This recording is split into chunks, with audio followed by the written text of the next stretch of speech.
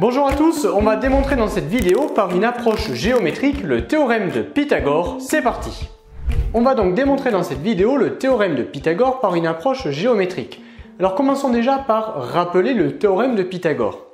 Le théorème de Pythagore nous dit que dans un triangle rectangle, le carré de l'hypoténuse va être égal à la somme des carrés des deux autres côtés. Donc concrètement ici, le théorème de Pythagore nous dit que a au carré plus b au carré, c'est égal à c au carré. Le carré de l'hypoténuse est égal à la somme des carrés des deux autres côtés. On va donc proposer ici de démontrer le théorème de Pythagore par une approche géométrique. Alors comment allons-nous procéder? Alors bien évidemment, on va partir d'un triangle rectangle puisque le théorème de Pythagore s'applique pour un triangle rectangle.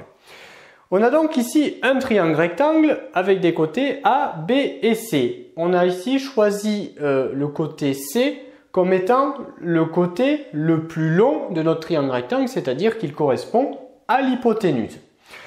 Ensuite, j'ai matérialisé ici cet angle que j'ai appelé alpha et cet angle que j'ai appelé bêta. Alors, chose importante ici, déjà à bien retenir pour la suite de la démonstration. Ici, on a un triangle rectangle.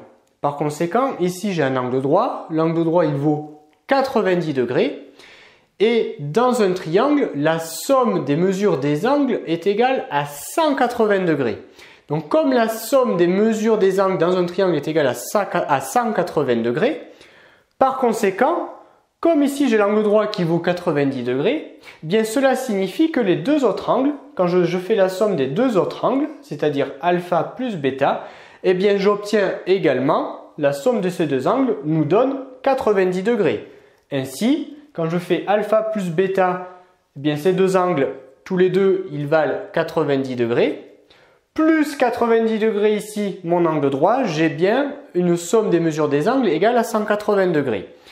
Au passage, comme ici la somme de ces deux angles est égale à 90 degrés, on va dire que les angles alpha et bêta sont complémentaires.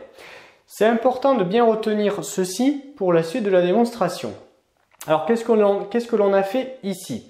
Bien, tout simplement ici, j'ai dupliqué ce triangle 4 fois. On les retrouve ici. Donc les 4 triangles sont identiques et on les a positionnés de sorte à ce que ce côté-là du triangle soit dans le prolongement parfait de ce côté d'un autre triangle. Par conséquent, ici, j'ai bien une droite.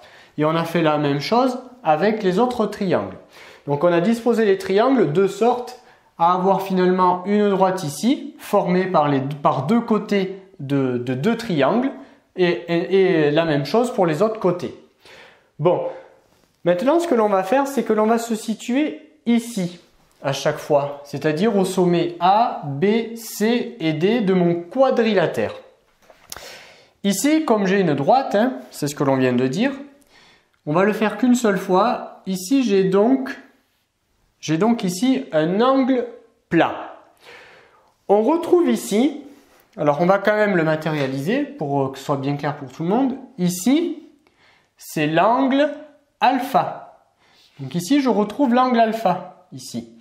Et ici, je retrouve l'angle bêta. On a dit tout à l'heure que alpha et bêta, quand j'additionne ces deux angles, j'obtiens 90 degrés. Par conséquent, que vaut cet angle ici? L'angle qui est là, là j'ai un angle plat. L'angle plat, il faut se souvenir qu'il est égal à 180 degrés.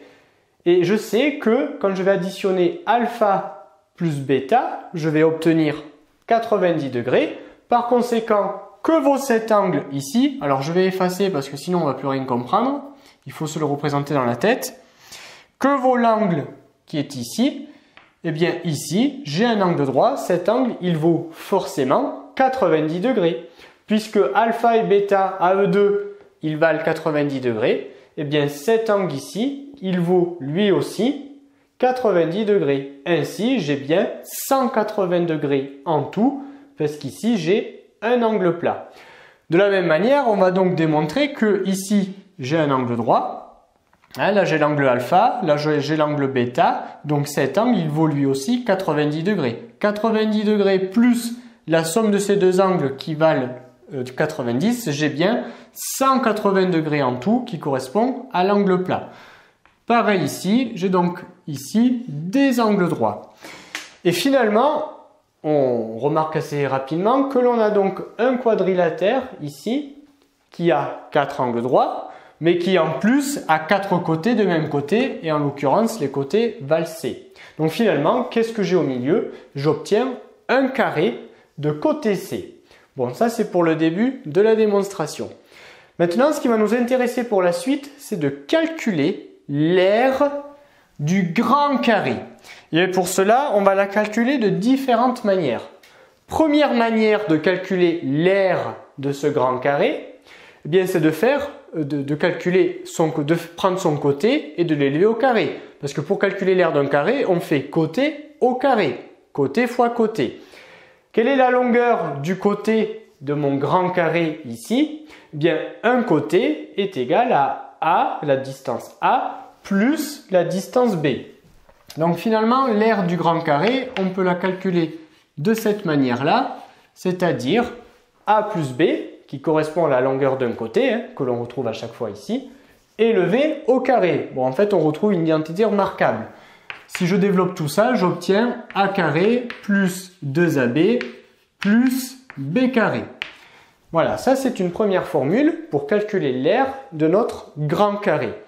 Maintenant, deuxième manière de calculer l'aire de notre grand carré. Bien, tout simplement, c'est de calculer l'aire de ce triangle, de celui-là, de celui-là, de celui-là, qui sont tous identiques, et du carré qui est inscrit au milieu. Donc on va additionner les aires de nos 4 triangles et du grand carré, et du carré qui est inscrit à l'intérieur. Alors on va commencer par l'aire du carré qui est inscrit, c'est le plus rapide. Quelle est l'aire? Comment on fait pour calculer l'aire de ce carré? Eh bien on fait côté fois côté. Ici on a un carré de côté C, donc pour calculer l'aire du carré inscrit, ici on va faire C au carré. Ça correspond à l'aire du carré.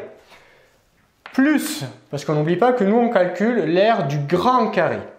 Plus quoi? Eh bien, plus l'aire de ce triangle rectangle. Alors pour calculer l'aire d'un triangle rectangle, comme le triangle rectangle c'est la moitié d'un rectangle, on va faire ce côté fois celui-là divisé par 2. Alors il y a plusieurs façons de l'écrire. Donc on va écrire 1 demi de AB. Alors pourquoi 1 demi de AB?